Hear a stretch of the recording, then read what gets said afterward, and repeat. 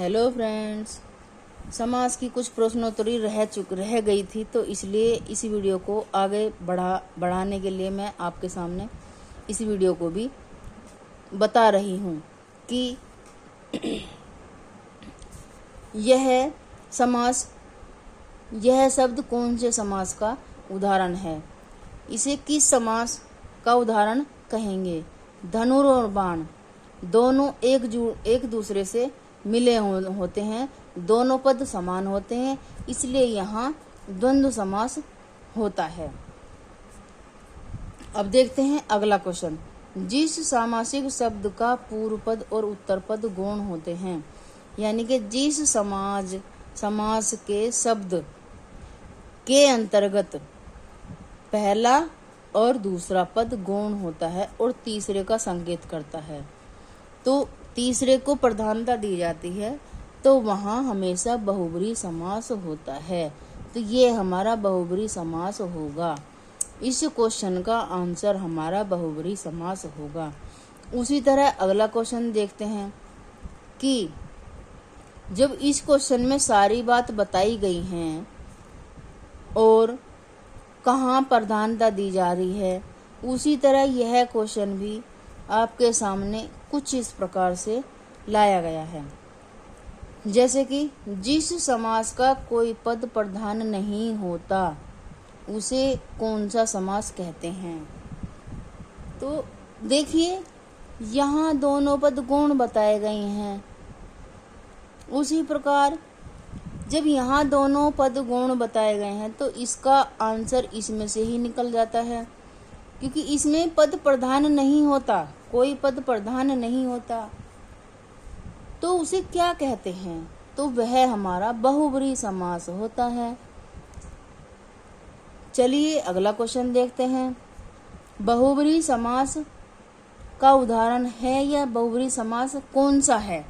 जब हमारे सामने ये 4 ऑप्शन बनकर आते हैं तो उनमें हमारे ऑप्शन वाले आंसर लिखे होते हैं, तो उनमें से हमें एक छांटना पड़ता है। तो उसी तरह का ये क्वेश्चन इन्होंने दिया है या फिर मैंने बनाया है। बहुब्री समास है कौन सा इनमें से, तो हमारा बहुब्री समास होता है लंबोदर। लंबी गर्दन है जिसकी, विष्णु भगवान। अधिकतर बहुब्री समास देवी देवताओं के लिए ही प्रयोग होता है। अगला क्वेश्चन करते हैं। बारहसिंगा शब्द में समास कौन सा होता है। बारहसिंगा शब्द में समास कौन सा होता है। अच्छा, ये बारहसिंगा ये किसी देवी देवता की सवारी के रूप में प्रयोग किया जाता है बारहसिंगा, इसलिए इसको बहुब्री समास घोषित किया गया है।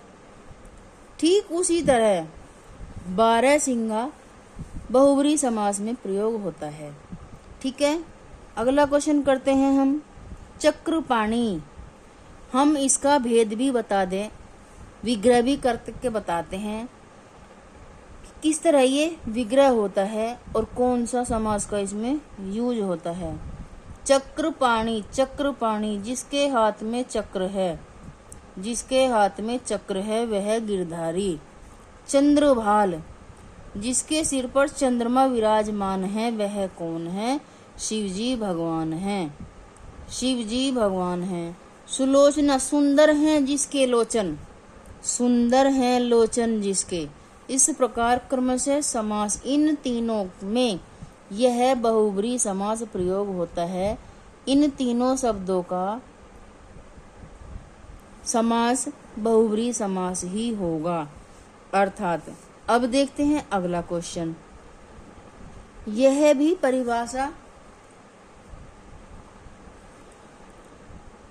परिभाषा के रूप में यह क्वेश्चन है, जो कुछ इस प्रकार है।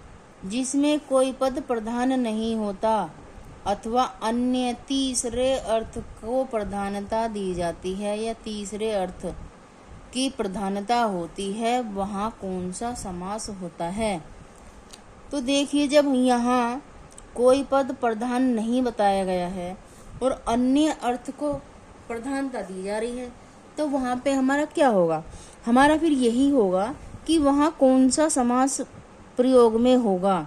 कौन सा समास का ये क्वेश्चन होगा। तो ये हमारा क्वेश्चन जो है ये हमारा बहुब्रीहि समास का क्वेश्चन है। यहाँ हमारा इस क्वेश्चन में बहुब्रीहि समास ही प्रयोग में आएगा। अब देखते हैं अगला क्वेश्चन। कूपमंडूक कहने के लिए कूपमंडूक में कौन सा समास प्रयोग हुआ है। कूप माने कुआं, मंडूक माने मेंढक। ये कूप माने ये तीनों शब्द तो दोनों पद तो संस्कृत के हैं। कूप में से कुआं, मंडूक माने मेंढक। अच्छा, अब इसमें हमसे समास पूछा गया है कि इसमें इस शब्द में कौन सा समास प्रयोग हुआ है। इसमें हमारा बहुब्रीहि समास प्रयोग हुआ है। हमने इसका अर्थ भी बता दिया है। उसी तरह से यह बहुब्रीहि समास का उदाहरण होता है। अब देखिए, निर्दय, जिसके हृदय में दया ना हो, ऐसा कोई देवता होगा नहीं ना। तो यहाँ इसका हमने जिसके हृदय में देवता हो वह बहुब्रीहि समास शिवजी भगवान के लिए बोला गया है। ठीक है। उसी प्रकार अगला क्वेश्चन देखते हैं कि कमल नयन किसके नयन। कमल मीन्स कमल का फूल, नयन मीन्स आंखें। तो इसको विग्रह करके किसकी आंखें कमल के जैसी, कमल के समान। यह कर्मधारय समास में भी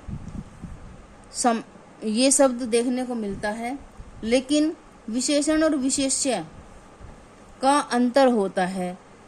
कमल जैसी आंखें जिसकी, वो हमारे लड्डू गोपाल हैं।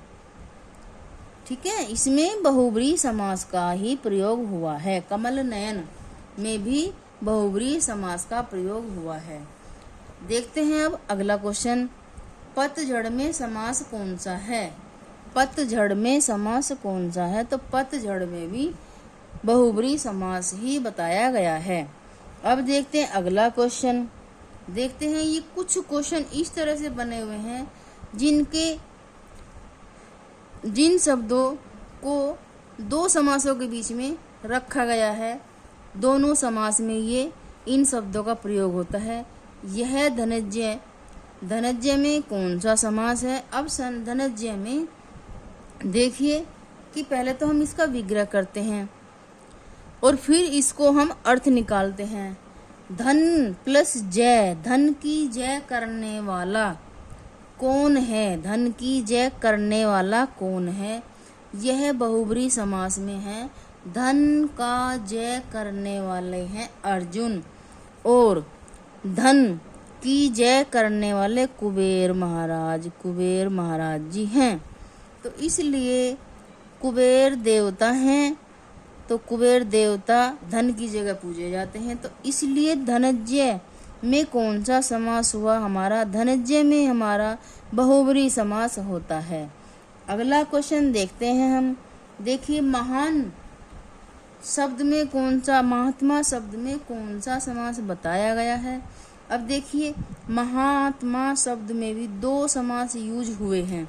दो समास को प्रयोग में लाकर तब यह शब्द हमें देखने को मिला है।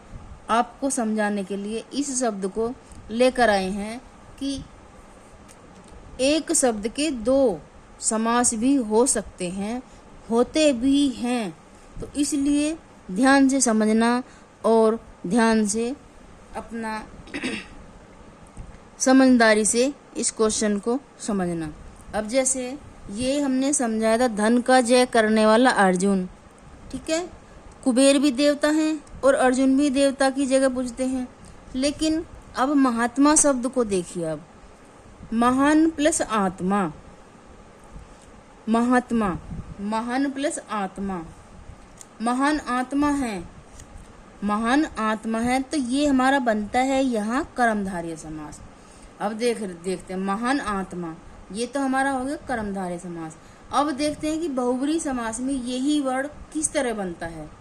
यहाँ तो खाली महान आत्मा बन गया, कर्मधारय का रूप ले लिया इसने। लेकिन जब हम बहुब्रीहि समास में इसे कन्वर्ट करेंगे तो ये हमारा महान है आत्मा जिसकी।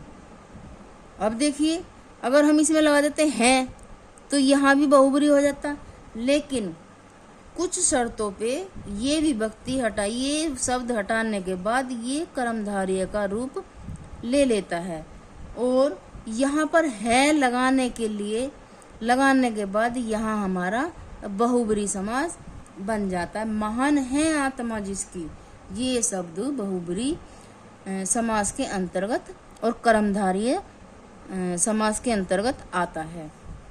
जैसे कि अगला क्वेश्चन हमारा आता है, अगला क्वेश्चन लास्ट है इस वीडियो का, और जैसे वीणा पानी, वीणा पानी, वीणा कौन बजाती है? सरस्वती माता देवी होगी ना ये। उसी प्रकार वीणा है जिसके हाथ में, पानी में हाथ, जिसके वीणा है हाथों में, वह इस शब्द में कौन सा समास पूछता है आयोग। अब देखिए, जब हमने इसका विग्रह कर लिया, देवता का रूप, देवी का रूप इनमें इस शब्द के अंतर्गत पाया गया है, गुण पाया गया है देवियों का, तो उसमें कौन सा समास होगा? ये फ्रेंड्स बहुब्री समास ही होगा, 100% बहुब्री समास ही है। और आज की वीडियो मैं यहीं पर समाप्त करती हूँ। कल फिर मिलेंगे। इस वीडियो को से जुड़ने के लिए आपका बहुत बहुत धन्यवाद होगा।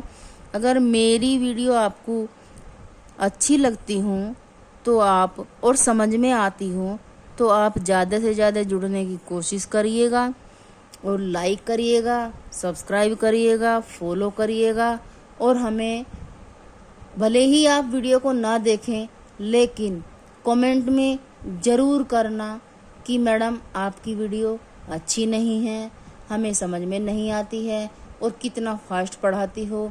कम से कम हमें ये लगेगा कि आपको पता कैसे लगेगा कि आप कैसे समझना चाहते हो, किस तरह, कितनी स्पीड में समझना चाहते हो इन वीडियो को। तो मैं फिर थोड़ा और सुधार करके आपको वीडियो समझाने की कोशिश करूँगी। Thanks for watching this video।